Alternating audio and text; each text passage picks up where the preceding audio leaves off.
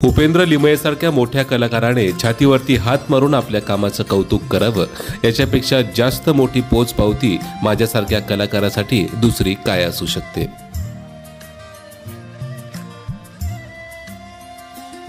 राम राम मंडळी, लग्न, बारसं, तेरसं, डोहाळे जेवण किंवा मग वास्तुशांती याच्यापैकी कुठल्याही कार्यक्रमाला मी आमंत्रणाशिवाय जात नाही आणि फुकटचं कुणाचं खात नाही।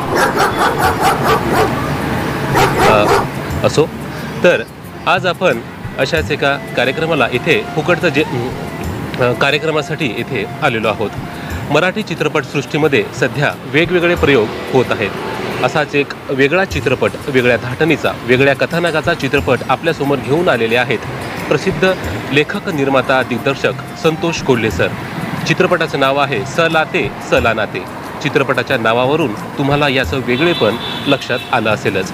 तर याच चित्रपटाचा ट्रेलर लॉन्च सोहळा आज येथे आहे आणि आज आपण त्या ट्रेलर लॉन्च सोहळ्याची भटकंती करणार आहोत। आणि आजही माझ्या सोबतीला आहे माझी बजाज मारुती टाटा FZ गाडी FZ असली तरी माणूस YZ आहे। चला तर मग DP रोडवरच्या मल्टी स्पाइस या हॉटेलमध्ये हा ट्रेलर लॉन्च सोहळा ठेवण्यात आला होता। स्टार्टर मिस होऊ नयेत, कार्यक्रमाची स्टार्टिंग मिस होऊ नये त्यामुळे वेळेच्या 2 मिनिटं आधीच आम्ही या ठिकाणी उपस्थित झालो होतो आणि सुरुवातीलाच सलाते सलानाते या चित्रपटाची एक स्टँडी दाराजवळ असलेली मला दिसली। कुठल्याही नवीन कार्यक्रमस्थळी गेलो की मी आधी तेथील जागेचा आढावा घेत असतो, कारण कसं आहे, काही मॅटर झाला तर पळायला बरं पडतं।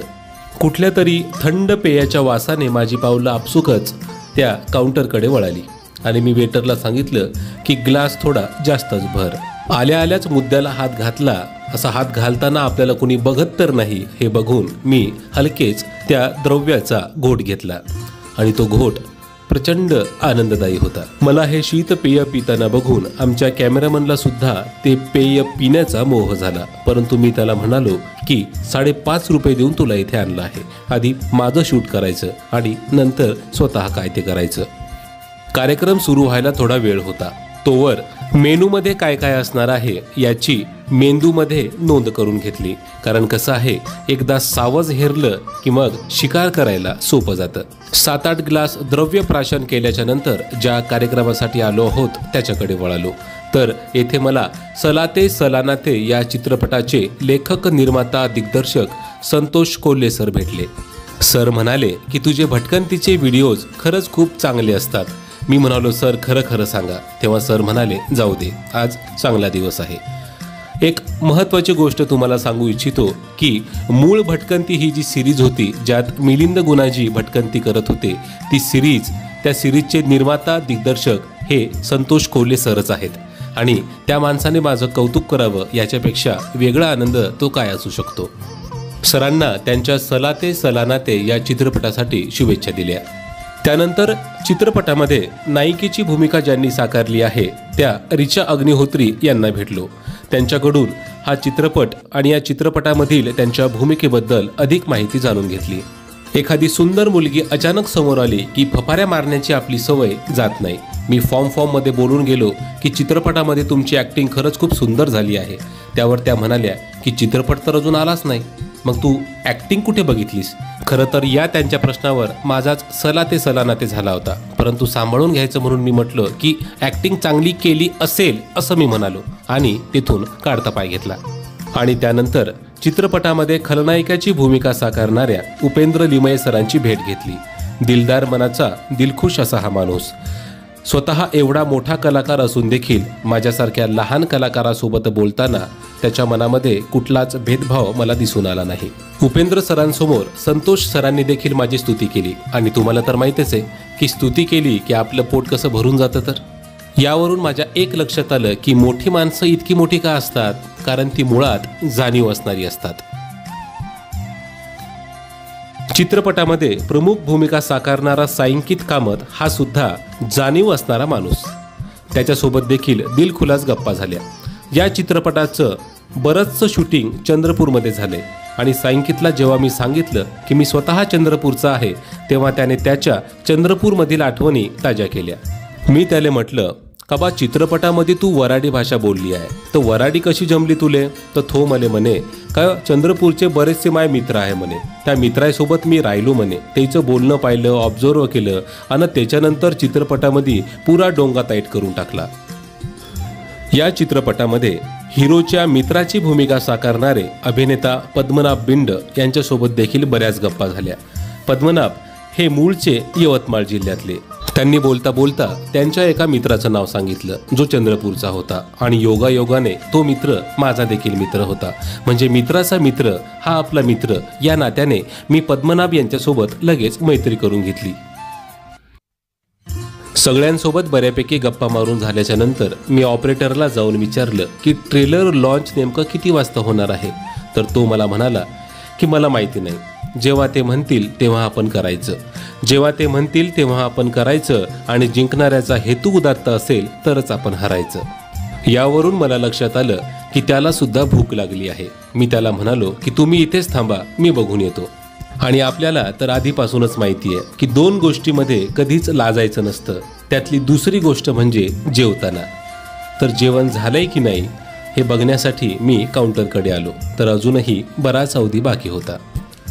यावरून मला कवी जीवनाजी यांच्या 4 ओळी आठवल्या की सुख सागराचे दुःखास कसे मिळावे, सुख सागराचे दुःखास कसे मिळावे आणि पाहुण्यांच्या आधीच आपणच कसे गिळावे.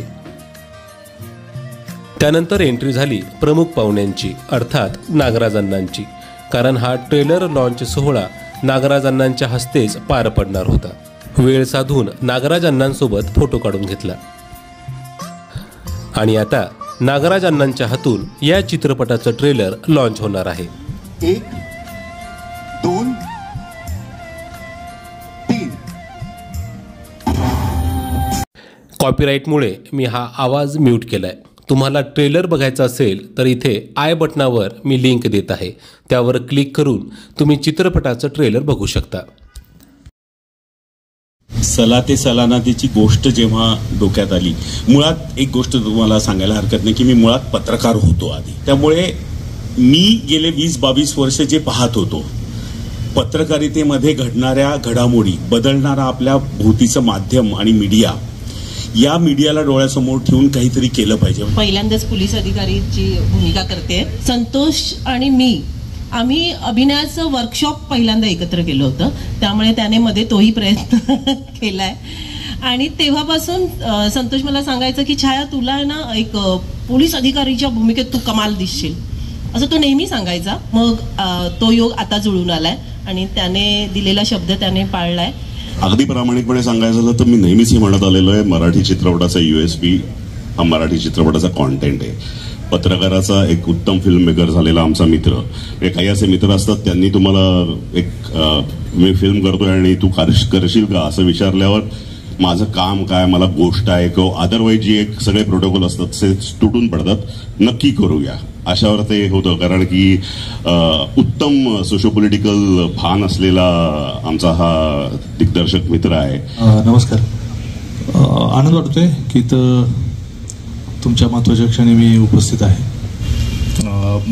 खूप साऱ्या सदिच्छा सगळ्यांना. ट्रेलर तर इंटरेस्टिंग वाटतोय आणि व्याकरण जे तुम्ही उलगडून सांगायचा प्रयत्न करत आहात, नात्यांचा असेल किंवा एकूण मला त्याच्या पलीकडे काय काय दिसतंय त्याच्यात, तर नक्कीच हा चित्रपट लोकांना आवडावा अशा सदिच्छा तुम्हाला. सगळ्यांची भाषणं आटपल्यानंतर मी मुख्य कामाकडे मोर्चा वळवला. 2 रस्सा भाज्या असताना देखील मी 3 वाट्या घेतल्या, कारण माझा 1253 कार्यक्रमामध्ये जेवणाचा अनुभव हाच सांगतो की 1 वाटी एक्स्ट्रा सोबत ठेवावी. कधी काय घ्यायचं काम पडेल काही सांगता येत नाही. हातमोजे घालून चमच्याने तंदुरी रोटी देणारा वेटर बघितला की आपण किती मागासलेले आहोत अशी जाणीव माझ्या मनात उगाचच घर करून जाते. साध्या राईस प्लेटमध्ये मिळणारे पापड स्किप करून मी व्हेज बिर्याणीकडे आलो. अशा कार्यक्रमांमध्ये गेल्यावर त्याच गोष्टी खायच्या असतात ज्या गोष्टी नॉर्मली आपण बाहेर खात नाही. कारण कवी जीवनाजी यांनी लिहून ठेवलेच आहे की जे खाल्ले बाहेर तेच येथेही खातो, जे खाल्ले बाहेर तेच येथेही खातो. अरे बावळ्या मग तू का अशा कार्यक्रमांमध्ये जातो. त्यानंतर माझ्या नजरा रशियनकडे वळाल्या. Russian salad. तुम्ही ज्या रशियनचा विचार केला ते नक्कीच नाही.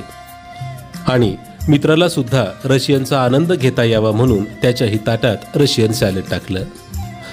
तर अशा प्रकारचे सर्व पक्वान्न ताटात घेऊन थाटात जेवण केलं. आणि अशाच प्रकारच्या आणखी कोणकोणत्या कार्यक्रमांमध्ये आपल्याला जाता येईल याचा विचार करत करत मी या कार्यक्रमामधून काढता पाय घेतला.